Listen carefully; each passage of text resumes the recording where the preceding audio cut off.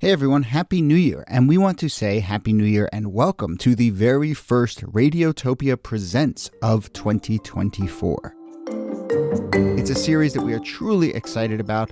It's called Shocking, Heartbreaking, Transformative. Now, this is from documentarian Jess Shane, who put out an open call on Craigslist and then worked with 4 strangers to explore the standard rules that documentarians and journalists use to tell their subject stories. So the series gets into all sorts of questions about what happens when people's real lives are collected, edited, and consumed. The show pulls back the curtain on what goes on behind the scenes of your favorite nonfiction shows. And then it turns in on itself and some really interesting twists and turns along the way in the making of the show. I've gotten to know Jess a little bit over the making of this show. Every time I chat with her, there's a new wrinkle to this story. It is really incredible. So go check out the new Radiotopia Presents series, Shocking, Heartbreaking, Transformative. It is out now on your favorite podcast platform.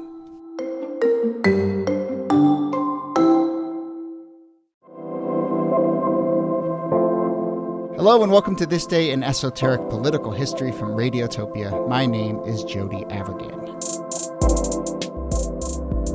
And this is part 2 of our 2-part special on the war on Christmas. Last episode, we talked about the twists and turns in recent years, starting with Bill O'Reilly in 2004.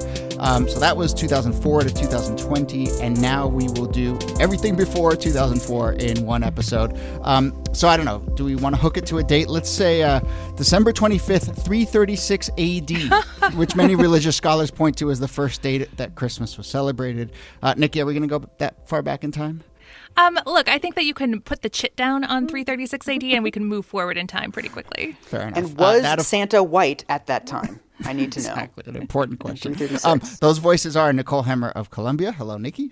Merry War on Christmas, Jody. Yes, and Michael Hobbes is back, host of the excellent podcast You're Wrong About and Maintenance Phase, and noted expert on religious customs during the reign of Roman Emperor Constantine. So I know you have a lot to say about 336 AD. I'm wearing a toga right now, yes. Yeah, exactly. So let's go back in time. Nikki, how far back? Where do you want to start here? I want to start with the Puritans, because I feel like if we're going to go back to the War on Christmas, we'll keep it just to the U.S. And the War on Christmas was basically how the American colonies were founded in a lot of ways. The Puritans were not big fans of Christmas.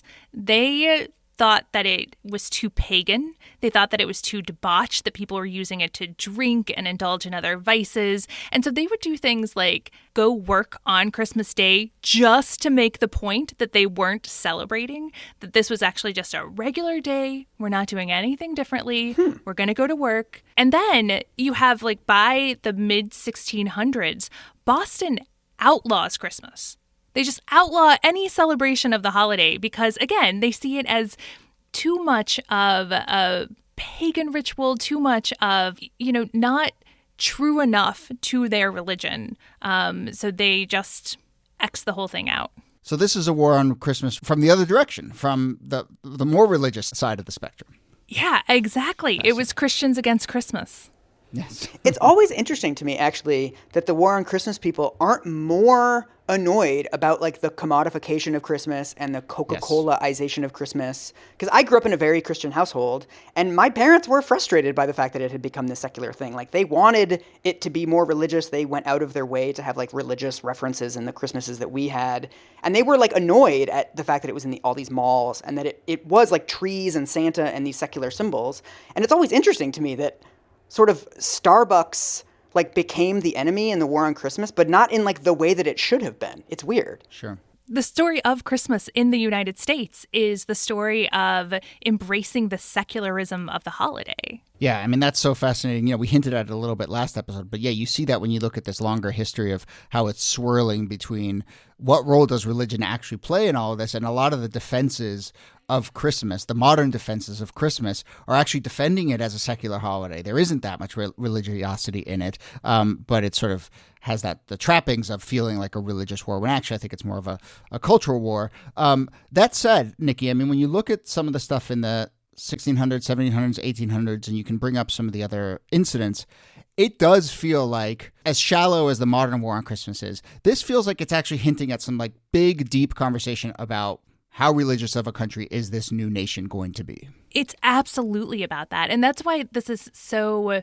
important, because there was a real struggle because people wanted to celebrate Christmas. They loved that it was this like kind of drunken, debauched holiday, that it had all of these traditions. And it was this kind of scolding Christians who didn't want people to celebrate that way. They felt like that people were celebrating it wrong and that it was an entryway to all of these other kind of pagan traditions. And I mean, this is something that you actually see in this moment in 1826 up at the West Point.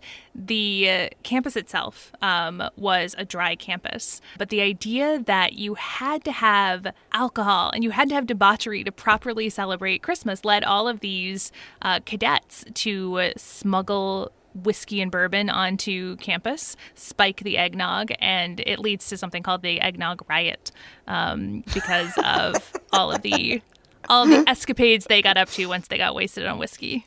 I thought that was just what happened at the kids' table every Christmas. Yes, exactly. It is a great little story, the Egg Nog Riot of, 1826. I was up at West Point just driving through recently, and I like pulled out my phone and said, I wonder if there's some podcast episodes about West Point. I don't know that much about it. And I ended up listening to a bunch of stuff about the Egg Nog Riot, and it is sort of fascinating. And again, yeah, it did get to these questions about religion, but then in this case also kind of like the U.S. military was starting to push in more sort of standardized directions and really wanted to close ranks, and this felt like the last hurrah for a bunch of people who just wanted to like be debaucherous and get into a bunch of trouble between the War of 1812 and the Civil War. And also just the history of egg-based drinks is just very icky. Yeah. Like, especially when we don't have good refrigeration. Yeah, like before electricity. Yeah. Yeah, they were those. It was, you don't want to think about that too much.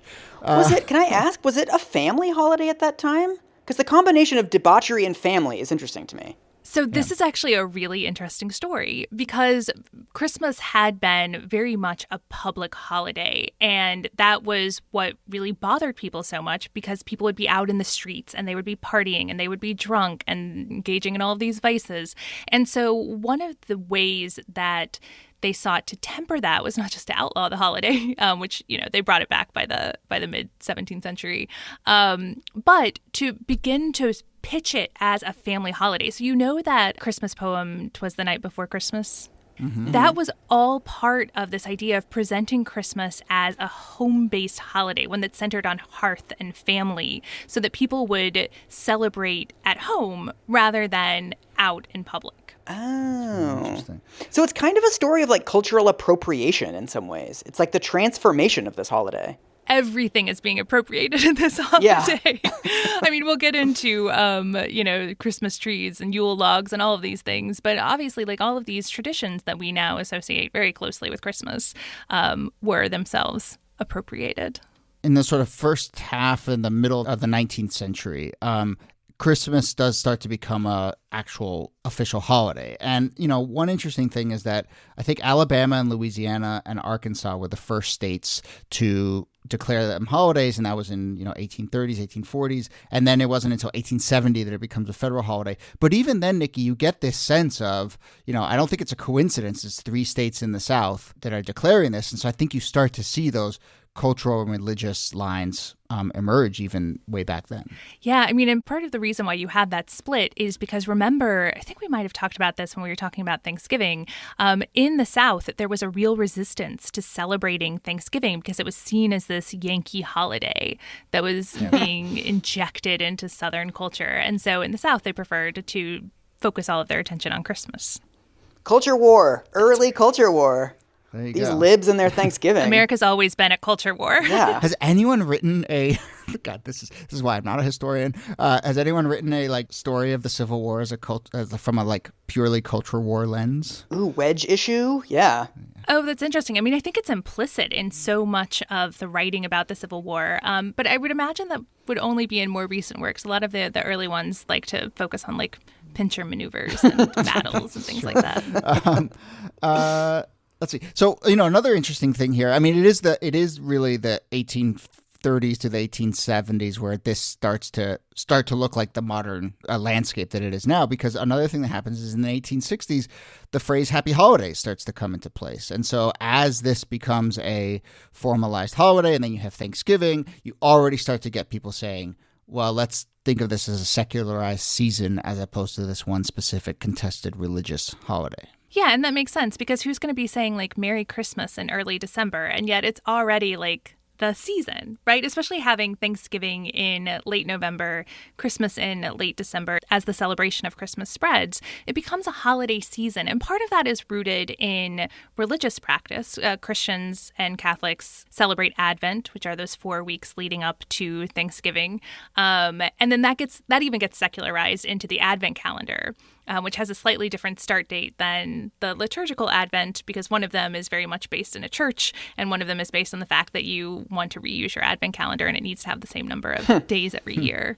And the length of Advent is always changing. But that idea that you're marking a season, that it's a season of anticipation, it has religious roots, but it very quickly becomes this secular celebration. And instead of saying Happy Advent, we all say Happy Holidays. This is my beef with Christmas. I think they should move it to the summer months because... I'm seeing my family in late November. I got to see them again in late December. Like, that's too much family. Move it to May. Oh, I so strongly disagree. I feel like you need just a string of holidays to make it through the days when the sun sets at 4:30. They should just invent one at the end of every month for January, February, and March. That's the ticket. I'm probably partway between the two of you in that I think one of the sort of key moments in my life was when I started to just think of those holidays as not both equal obligations, but like Thanksgiving is for this and Christmas is for this. And we see this family on Thanksgiving and this family on Christmas. And now it just unburdens you a little bit. You get to enjoy both of them. But yes, I agree, Michael. Sometimes it can be a real grind to just be in it. We should go back to Egg Nog Rioting. Yeah, exactly. I will say also like this, since we're talking about happy holidays, like I think you said this last episode, Michael, but like, it's just easier to just start saying Happy Holidays in early November and then do it till like after New Year's, and it just works. And you don't have to, yes. Anything that makes your life, you have to think, 2% less. I'm all on board with that. And to not think about who you're talking to or what date it is, or just say Happy Holidays. Or it's like saying hello instead of like good morning, good afternoon. I don't want to look at my watch before I do that every time. Just let's all agree it's hello. Yeah, exactly. Nikki, we've been talking about this through the lens of the United States, of course, but a lot of these are traditions, as you've been hinting at, that are brought to this country by immigrants, colonizers, and then immigrants throughout the centuries.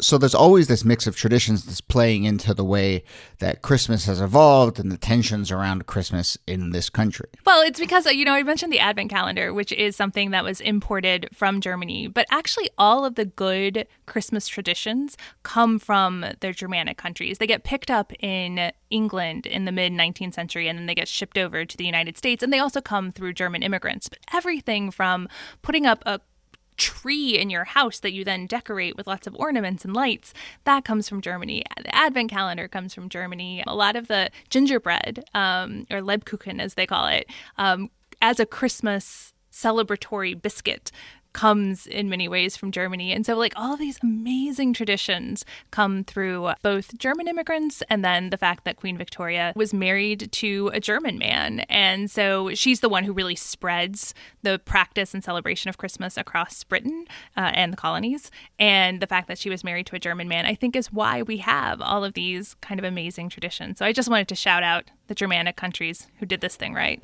Dude, I lived in Denmark and Germany for 11 years, and Christmas is lit. It's nuts, right? You like hold hands around the tree with your whole family, and you sing songs together for like literal hours. Like the Who's down just in you Whoville. and your family. It's great. Yes, that's awesome. I think we should take the whole package and bring it over here. Totally agree. And the Christmas markets, it's lovely. Yeah, Glühwein, bring it. The thing I learned just in this taping just now is, I have to confess that for me, Advent calendars have always been like cheap paper calendars that you get a new one every year and you open it up and you're surprised by what's behind it. And I am now learning that an Advent calendar is actually maybe a little more substantive, and you reuse it every year, which seems to me like the whole point of the Advent calendar for me is like the little surprise of what's going to be behind the little door. If you're reusing it, that you know what's coming. Yeah, so they used to be made out of wood, and they would have little drawers or little doors, and you would stick like Bible verses behind them, or sometimes if you had enough money, you could stick little treats in them, but there weren't that many rich people. And so it sort of developed that way. I mean, yes, now we have let's say the cardboard knockoffs, but those actually, I should say, since we're on the subject of advent calendars, those don't really become popular in the United States until the 1950s when Dwight Eisenhower is photographed with his grandchildren playing with an advent calendar. He was our first German-American president. There you go. So it's no surprise there. Yep. Well, actually, I think we should go to the 50s here. So we have, Happy Holidays in the 20s and 30s. And then Dwight Eisenhower, his cards that he would send out always had season's greetings. And I don't know if he got a little flack there. But but definitely in the 50s is where I think you start to see, let's see, what are the forces? We have religion, we have culture war. But now we start to see, I think, the Cold War get layered into this conversation as well. Right, Nikki? Yeah, commies. I mean, you start to see this idea that the Cold War is not just about the U.S. versus the Soviet Union, not just communism versus democracy, but religion versus atheism. That's a huge line for anti-communists in the United States, is that when the Reds come, they're going to take your church away from you. And so there is this war on Christmas narrative that comes about that's actually rooted in something real. I mean, the Soviets did purge religion from Christmas. Sure. They would put up these trees still, but they would put a big red star on top of them and call them like a New Year's tree. But yeah, so you have like the John Birch Society in 1959 asking, is Christ being driven out of Christmas to soften us for communism? Good question. I'd buy that pamphlet. I love the headlines where it's just something extremely incendiary and then a question mark. It's like, no, it's okay. I put a question mark at the end of it. Good journalistic practice. Yeah. And this is, we did an episode about this, but this is also the period in which we have In God We Trust comes back into the mix. And that, of course, had a lot to do with the Cold War and fears of not just a loss of religion, but an imposition by our political enemies of secularism. And you start to see pushback throughout the country. In 1954, the Waterloo, Iowa Chamber of Commerce kind of went to the front lines of the war on Christmas and declared that they were going to put Christ back in Christmas with their decorations, and they put up a huge manger scene and so forth. So, it starts to bubble up. I'm sure this dips into schools as well. Like when you read about this stuff, a lot of the moral panics are from parents who say, oh gosh, I went to my kid's pageant and there were no religious songs anymore. It was all secular songs at the holiday pageant. Those are the better songs anyway. They are the better songs. That's a lot of times because they're a lot older, and they weren't written as like cola jingles, which many of our Christmas songs are. Yeah. I feel like so much of our modern world has been created out of this desire to draw a contrast between us and the Soviets. And like we've completely forgotten the reasons for all of this, but it's like all of this stuff is just totally made up. We just made up all of this. Like In God We Trust is a good example. That we make it up, we put it into schools, and it's like, it's always been this way. Like, well, no, it objectively hasn't. We did it for a very specific reason, but we immediately forgot the reason as soon as we did it. I know. It turns out the reason for the season is to defeat the communists. Yes. Also, Season's Greetings is good, too. I'm cool with Season's Greetings. That one's like even Season's less. Greetings is great. Yeah, it's like you don't even have holidays in there. Yeah, and that's been around for a long time as well. I mean, Season's Greetings is a greeting that goes back to the sort of last third of the 19th century. Man, let's all do that. There's a lot of other options out there. Like I said, we've always been at war with Christmas. Yes. So let's start to wrap up a little bit here. But I mean, when we did our episode about Thanksgiving, one of the things I learned that was really fascinating there was when Roosevelt tried to move Thanksgiving, it was because he wanted to extend the Christmas shopping season. And it was a reminder that this notion of the holiday season and these religious holidays being tied to commercialism has always been there. That said, I do think like that becomes a bigger concern in the latter half of the 20th century. So how does that filter into all of this, Nikki? How does, if we've now got fears of communism and we've got a religious war and we've got some geographic differences, now all of a sudden we have commercialism filtering in, how does that bring us up towards the present? Yeah, the commercialism angle is really interesting, right? Because it's actually the sort of center moral of How the Grinch Stole Christmas, right? This fear that Christmas was becoming too commercialized. And so that critique of the commercialism of Christmas is already embedded in our Christmas traditions.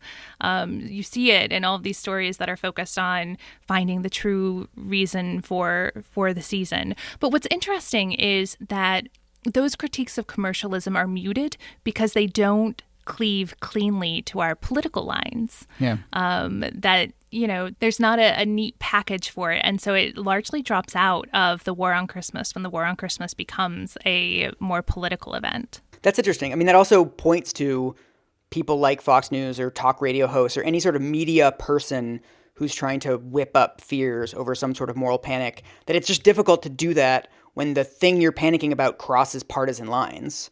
Because if you wanted to whip up Christian sentiment, there's probably Democratic Christians and Republican Christians.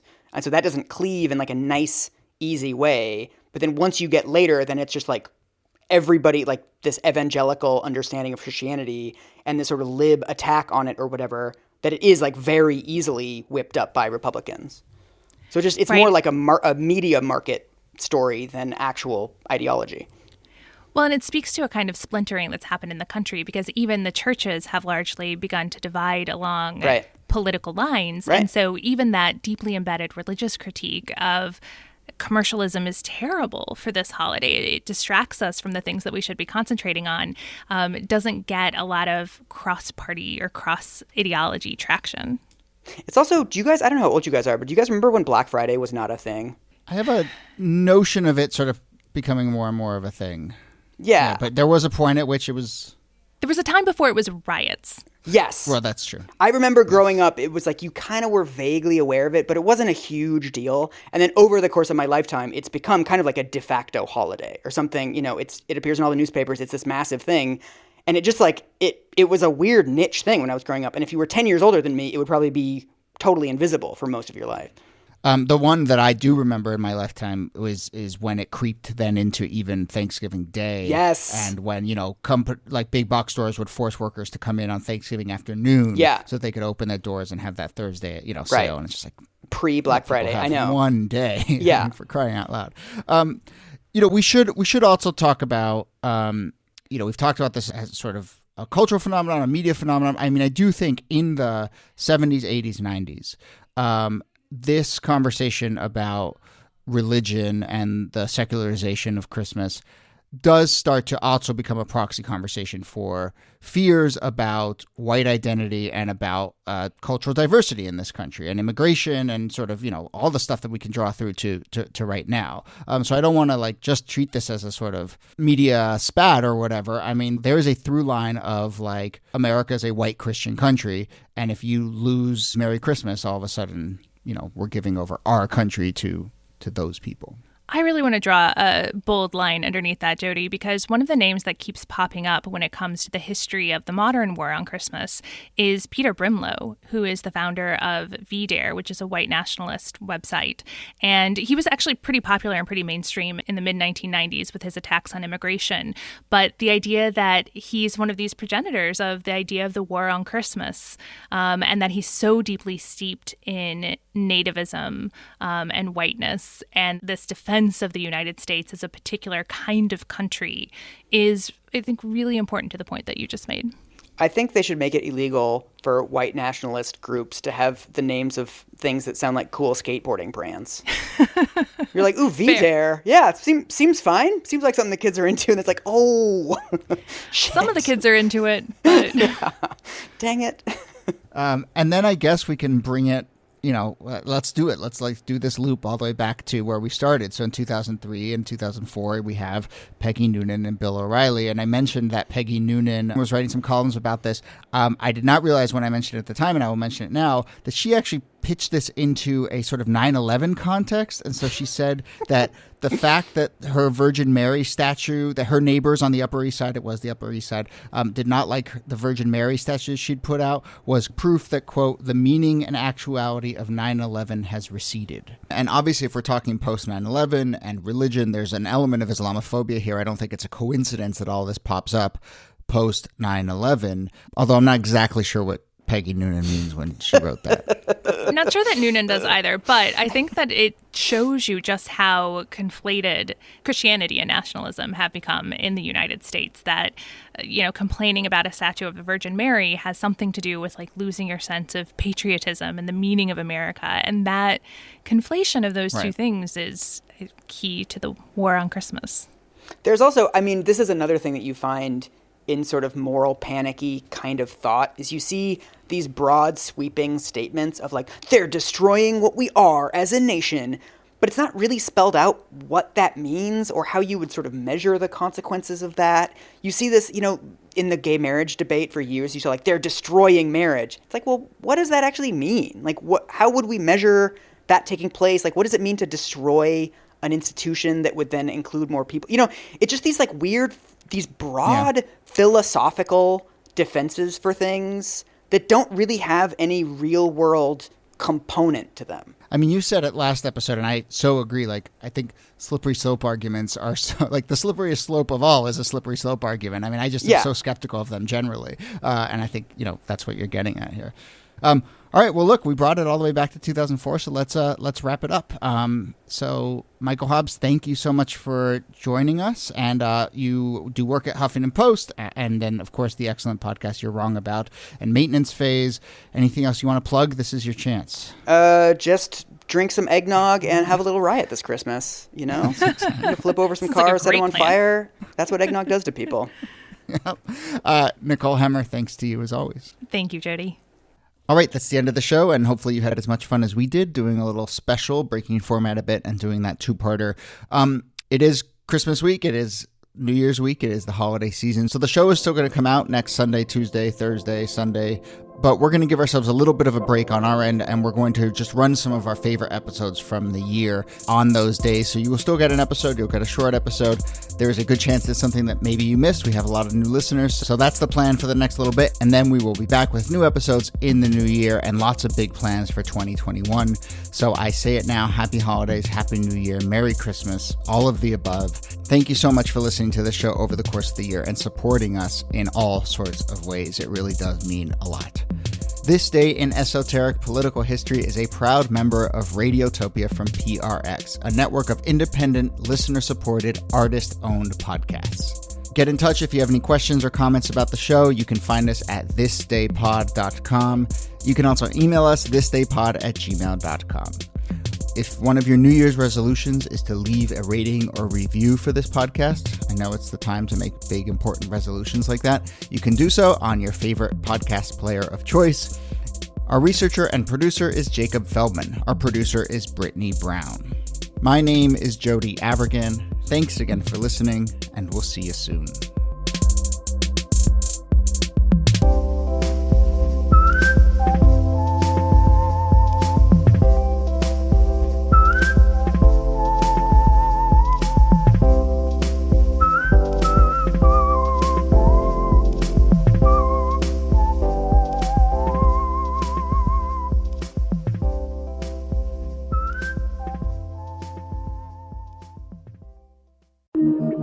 Radiotopia.